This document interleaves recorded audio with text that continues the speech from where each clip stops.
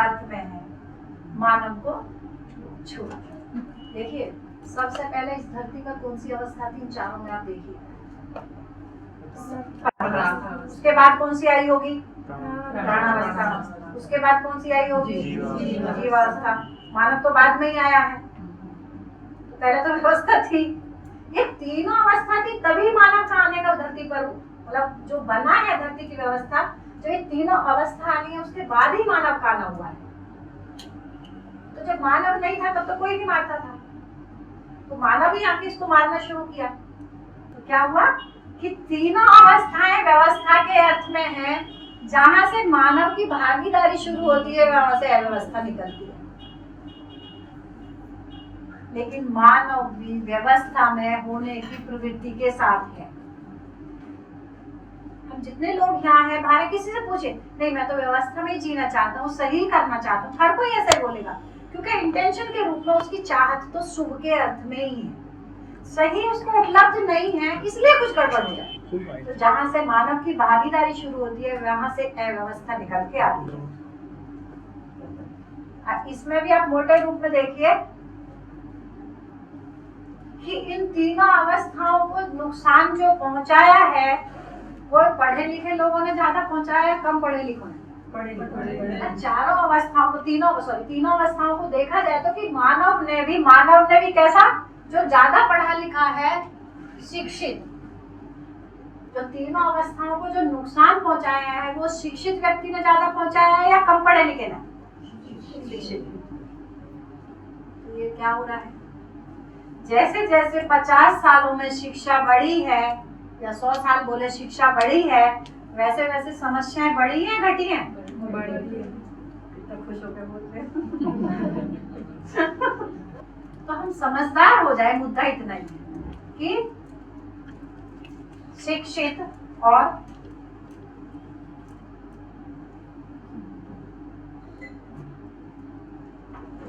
एक है या अलग अलग? अलग अलग। शिक्षित होना और समझदार होना अलग अलग, दो अलग अलग बातें। क्या अलग अलग? समझदार यानी इट इज एप्लीकेशन, आप समझ रहे हो और ऐसे कर भी रहे हो तो समझदारी होती है। शिक्षण इज मोर बुकिश कि आपको इंफॉर्मेशन दी है, for application is up to you कि आपको करना है कि नहीं करना है। जो आप सुबह बोल रहे थे, यही बोल रहे थे कि एजुकेशन में हम शिक्षित हो जाते हैं, स्किल हम अच्छे से अच्छा पा लेते हैं, हम डॉक्टर्स भी बन जाएंगे, हम इंजीनियर। जरूरी नहीं है कि मैं जितना अच्छा है डॉक्टर हूँ उतना ही अच्छा मैं एक पति हूँ।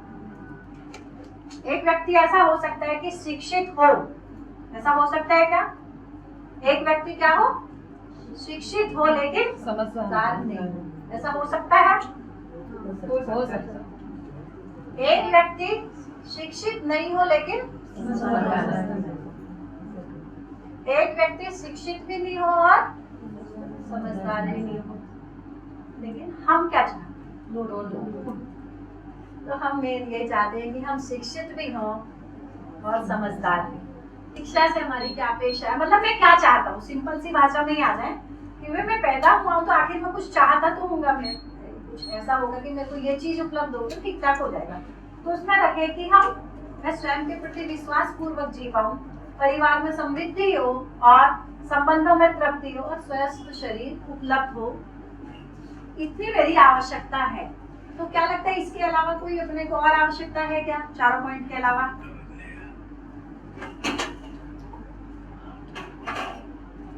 होने के रूप में प्रकृति में 4 अवस्थाएं हैं, पदार्थ अवस्था, प्राणावस्था, जीवावस्था और ज्ञानावस्था। इसको देखे कि पदार्थ अवस्था में मिट्टी, पत्थर, मणि, धातु, प्राणावस्था में पेड़ पौधे, जीवावस्था में पशु पक्षी और ज्ञानावस्था में मानव। देखे कि 4 अवस्थाओं में तीनों अवस्थाएं हैं, ये एक दूसरे की पूरकता के अर्थ में है, व्यवस्था के अर्थ में है, मानव को छोड़कर। चौथी अवस्था है मानव, मानव को छोड़कर तीनों अवस्थाएं पूरकता के अर्थ में। लेकिन मानव भी व्यवस्था में जीने की प्रवृत्ति के साथ है, वो भी व्यवस्था में जीना चाहता है, तो कुछ ऐसा मिसिंग है जिसके कारण वो जी नहीं पा रहा है। अब देखें यहाँ मानव को मिलकर क्या बना? परिवार। परिवार को मिलके क्या बना? समाज।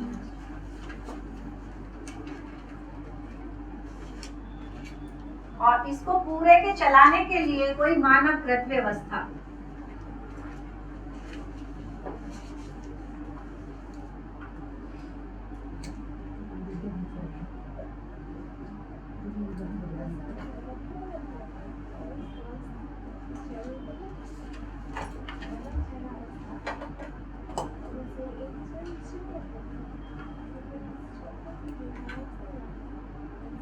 तो क्या समझ में आया? नीचे ऊपर के डायग्राम में कितने एरो के निशान थे? ऊपर वाले में कितने थे एरो के? 12। और नीचे के डायग्राम में कितने हैं? 12। नीचे वाले में क्वेश्चन, सॉरी ऊपर वाले में क्वेश्चन मार्क कितने थे? 3। और नीचे वाले में ऊपर वाले डायग्राम में 3 ही क्वेश्चन मार्क थे। क्यों थे? और नीचे के में 12 हो गए। सब मानव रिलेटेड है। नहीं, वहाँ पे बेस मानव नहीं था, यहाँ पे बेस मानव है। कोई बात है ना, क्योंकि यहाँ से जहाँ से मानव की भूमिका शुरू हुई, मानव की भूमिका इसके साथ शुरू हुई, यहाँ क्वेश्चन, यहाँ शुरू हुई, यहाँ क्वेश्चन, इधर के लिए शुरू हुई, यहाँ क्वेश्चन, यहाँ से शुरू हुई परिवार की तरफ, क्योंकि परिवार को मिलके ही, सॉरी मानव को मिलके ही परिवार बना है, तो यहाँ क्वेश्चन, परिवार को मिलके ही समाज बना है, यहाँ क्वेश्चन, और इन सबको मिला के एक मानवकृत व्यवस्था है। शिक्षा व्यवस्था, चिकित्सा व्यवस्था, है ना, वहाँ भी मानव ही काम करते हैं। ठीक हो गया? तो यहाँ से मानव की भूमिका शुरू हो गई। जहां से मानव की भूमिका शुरू हुई है वहीं से क्वेश्चन क्वेश्चन क्वेश्चन। तो अब यहाँ देखें, एक मानव और एक मतलब एक व्यक्ति का, एक परिवार का संबंध के रूप में देखें तो कैसा लगता है?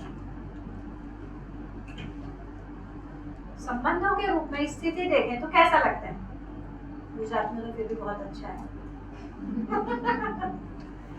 है ना, बाकी की तुलना में गुजरात में तो बहुत अच्छा है संबंध। हाँ। ये आप अपनी कैसे कर सकते? मैं तो ऐसे सुनने का आया नहीं वो भी है ना? नहीं, हकीकत ऐसे सुनने का है, नहीं, हकीकत भी है। है ना, थोड़ा है देखने में, थोड़ा थोड़ा जिस तरह के सिंपल है उस तरह का थोड़ा देखने को मिला है, और ज्यादा जो मैं बोल पा रही हूँ वो सुनने के आगे। एक बच्चा परिवार में है, एक बच्चे से पूछे कि आपका माता पिता के साथ क्या संबंध है, क्या बोलता है?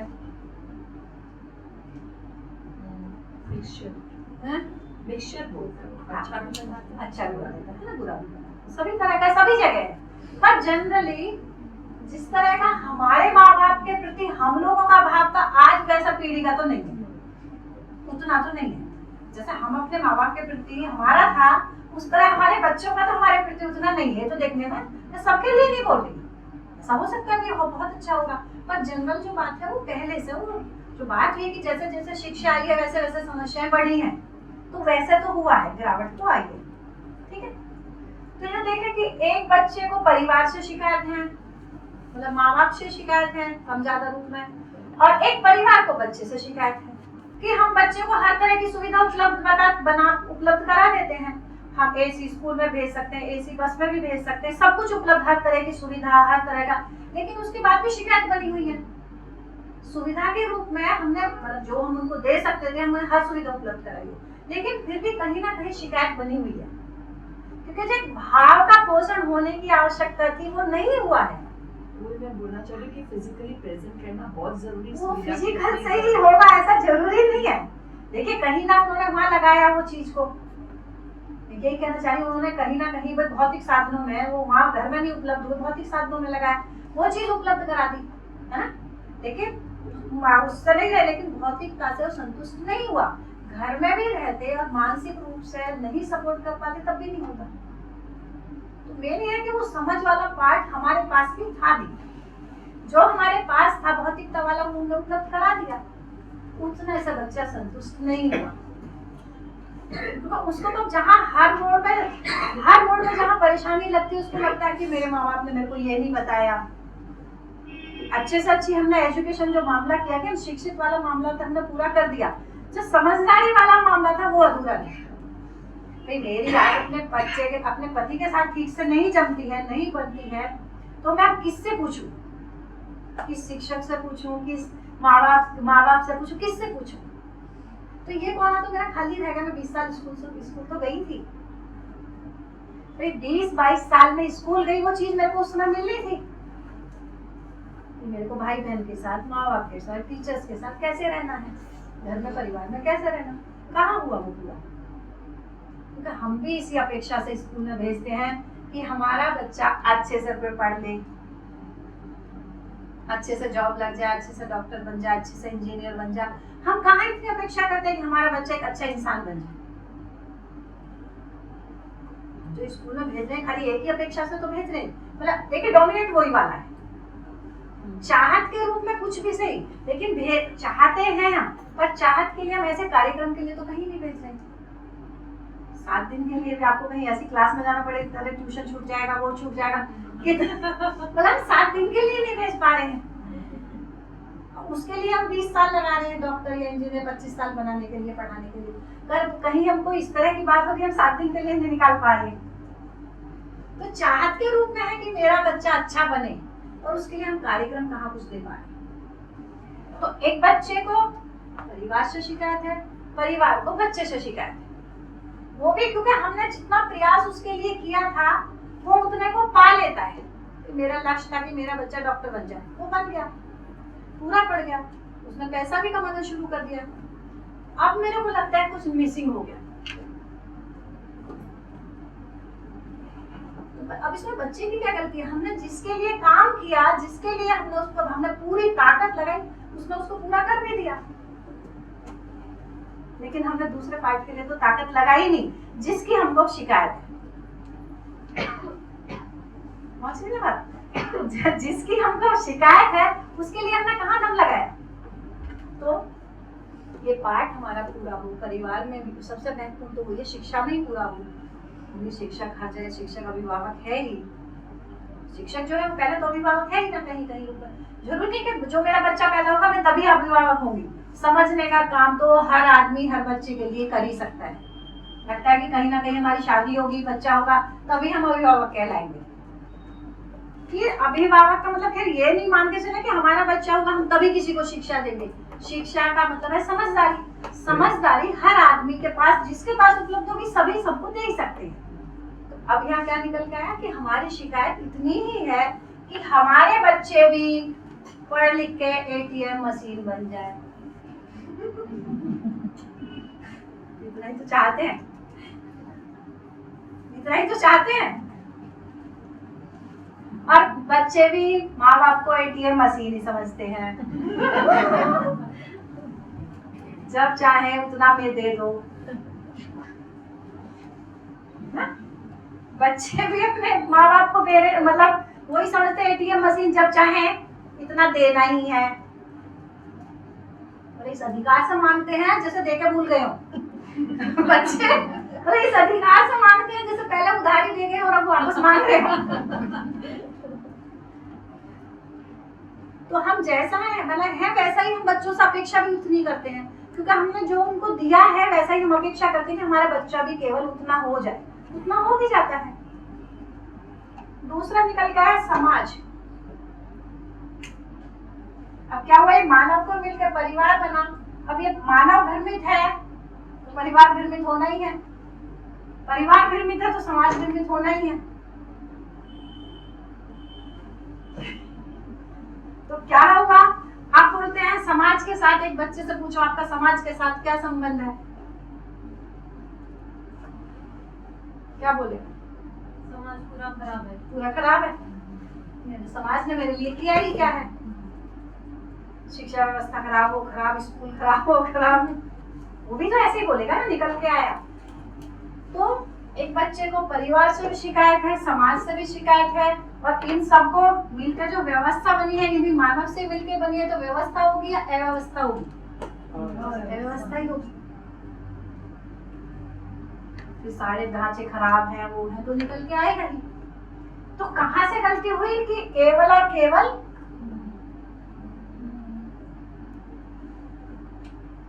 मानव को दूसरे की बात नहीं, मानव मतलब मैं एक ना समझ होता हूँ तो कितनी मेरी गैर जिम्मेदारी दिखाई देती है। मैं एक नासमझ हूँ, तो मैं पदार्थ अवस्था के साथ भी, प्राणावस्था के साथ भी, जीव अवस्था के साथ भी मेरी कितनी गैर जिम्मेदारी निकल के आती है, मेरे परिवार के साथ भी, समाज के साथ भी और व्यवस्था के साथ भी। व्यवस्था में मैं पूरी भागीदार दिखाई देता हूँ, है ना, व्यवस्था में मेरी कोई भागीदारी निकल के नहीं आती। तो पहले वाले चार्ट में देखें तो भ्रमित मानव के कारण, भ्रमित मतलब ना समझ मानव, तो इसको भी बर्बाद करेगा, इसको भी परेशान करेगा, इसको भी परेशान करेगा, खुद परेशान होगा, परिवार में परेशान करेगा, यहाँ करेगा, यहाँ करेगा, तो सारी अव्यवस्था निकल के आती है। तो एक मानव की नासमझी के कारण पहले वाले चार्ट में क्या निकल के आया, प्रकृति जो असंतुलन के रूप में दिखती है, क्या बोलते हैं उसको, है ना, तो उसको क्या समझ में आ रहा है, ग्लोबल वार्मिंग। ग्लोबल वार्मिंग मतलब धरती का गर्म होना, संतुलन होना। जब यहाँ ब्रह्म की स्थिति होती तो क्या निकल के आता है, फैमिली वार्मिंग।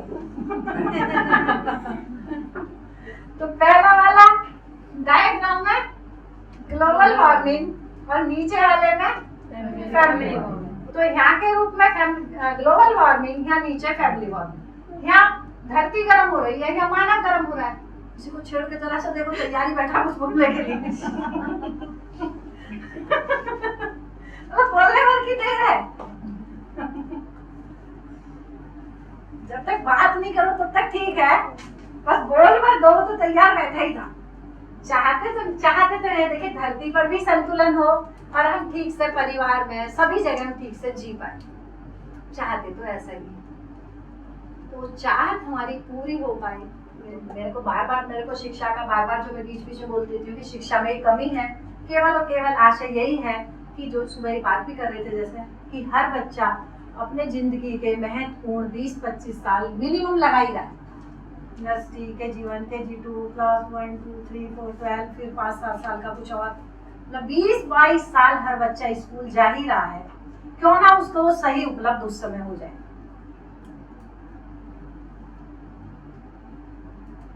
तो देखिए टीचर्स का पढ़ाने का नजरिया भी बदलेगा धीरे धीरे। आप टीचर्स हैं इसलिए मैं बोलती हूँ, ठीक है। मैं टीचर्स के शिविर खूब ली टीचर्स के साथ में। तो एक टीचर इस धरती का, मैं जो बोल रही बाबा की एक सबसे महत्वपूर्ण व्यक्ति टीचर है। अब देखिए आज क्या बोलते हैं, जिसको कुछ नहीं मिलता वो टीचर बन जाता है, ऐसा बोलते नहीं। जिसको कोई जॉब नहीं मिला वो टीचर बन जाता है। लेकिन धरती पर सबसे महत्वपूर्ण पद है तो एक टीचर का है, पर कब है वो, जो टीचर के पास कुछ समझदारी होगी, इसलिए तो आए हैं। नहीं कोई बहन मोनिका बहन ने बोला तुम मने, मतलब जो भी है तो एक अपनी, मतलब क्या बोल, जैसे बोलना चाहिए खुश होके करना और करके खुश होना, कुछ ऐसा एक है, कुछ अलग अलग है।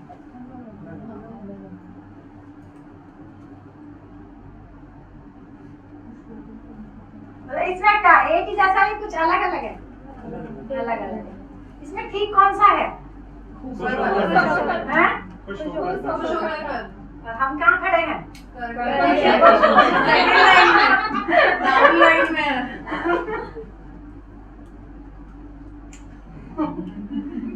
क्या हुआ, अंदर से देखिए आपके सही खुद ही निकला कि सही तो ऊपर वाला है, लेकिन हम खड़े यहाँ हैं। ठीक है, तो क्या हो गया, देखिए जब हम करके खुश होने का मतलब यही है कि हम करके कुछ जॉब किए, कुछ पैसा मिला, उसके आधार पर कुछ सुविधा मिल गई, तो उसमें थकान है। करके खुश होना है, करके खुश होना, सामने वाला खुश होगा नहीं होगा तो उसके मूड के ऊपर है ना। पैसा कुछ मिलेगा उससे थोड़ी देर का मिलेगा, तो उसके आधार पर ये खुश करके खुश होने वाला मामला है। इसमें निरंतरता नहीं है। क्या है इसमें? इसमें निरंतरता नहीं है, इसमें थकान है। अब खुश होके करना, उसमें थकान नहीं है, उसमें टाइम देखने की जरूरत नहीं पड़ती है, क्योंकि उसमें थकान ही नहीं है। उसको तो मैं अपनी स्वयं उसमें खुश होके कर रही हूँ, तो टाइम का भी पता नहीं चलता है। जब मैं खुश होने के लिए मतलब कुछ उसके अलावा कुछ पैसा मिलेगा, उससे कुछ सुविधा मिलेगी, उसके लिए करती हूँ, उसमें थकान आती है। देखिए अभी कोई गेस्ट आ जाए और उस गेस्ट के प्रति मेरी स्वीकृति नहीं है, वो मेरा कोई भी हो सकता है, मेरे भाई हो सकता है, मेरा देवर हो सकता है, सास होता है, कोई भी हो सकती है, और मेरे को खाना बनाना पड़े, कैसा होगा? 100 चीज बताएंगे, मतलब अब करना मजबूरी है लेकिन 100 चीज बताएंगे, कैसे टाइम पा गए, कैसा हो गया, वो हो गया, अभी सोई हूँ, अभी आराम नहीं, हम 100 चीज उसको निकाल लेंगे। लेकिन वो आदमी आया है, उसके प्रति मेरे को स्वीकृति है, अब यहाँ थकान नहीं हो रही है हमको, देखिए क्योंकि वो हमको स्वीकार है, हम उसके प्रति हमको स्वीकृति है, तो हमको थकान नहीं हो रही है, चाहे हम तभी काम करके बैठे हों। और आदमी के किसी के प्रति हमारी स्वीकृति नहीं है, चाहे हम सुबह से ही आराम कर रहे हैं, लेकिन हम उसको एक खाना खिलाने में भी हम थकान महसूस करते हैं। ऐसा होता है तो जांचे अपने है ना।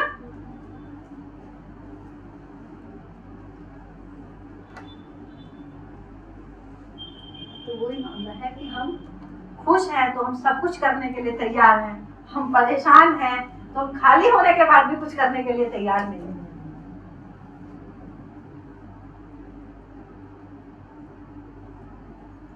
जो भी हम यहाँ बात करेंगे प्रस्ताव के रूप में करेंगे, प्रस्ताव को अपने को क्या करना है, उसको मानना नहीं है।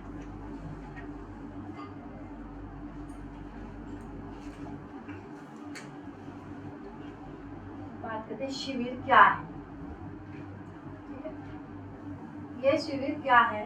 स्वयं का स्वयं से सार्थक संवाद की एक प्रक्रिया है।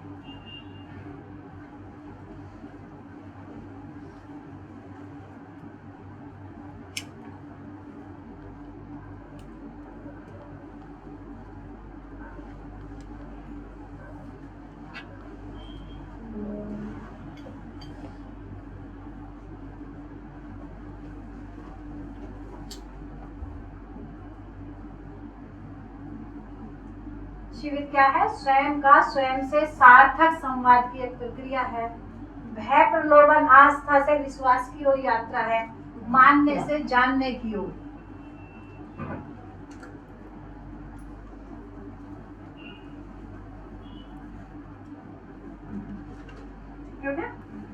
इस शिविर से क्या होगा कि हम शुरू में बात की है कि हम विश्वास पूर्वक जीना चाहते हैं, और विश्वास भी कैसा?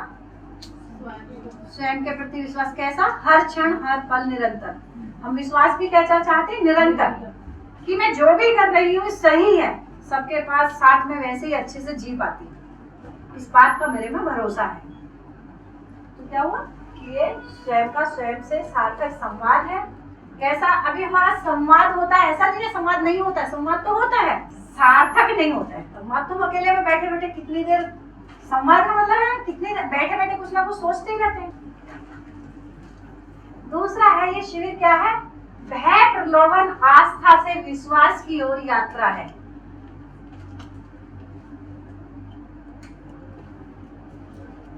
क्या तुम भयवश कुछ करते हैं? करते हैं ना, मम्मी का भय हो, टीचर का भय हो, कुछ और भय हो, किसी का भी हो, क्या तुम भयवश कुछ करते हैं?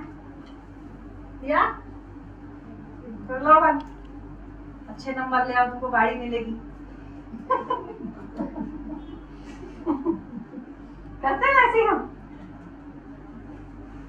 और या आस्था बस कुछ करते हैं। तो आस्था क्या मतलब है? आस्था का मतलब है क्या मतलब है? आस्था, चलो इसको भी रख लेती हूँ। क्या चीज है आस्था? चलिए आप सोचिए इसको। आस्था और विश्वास, चलिए इसको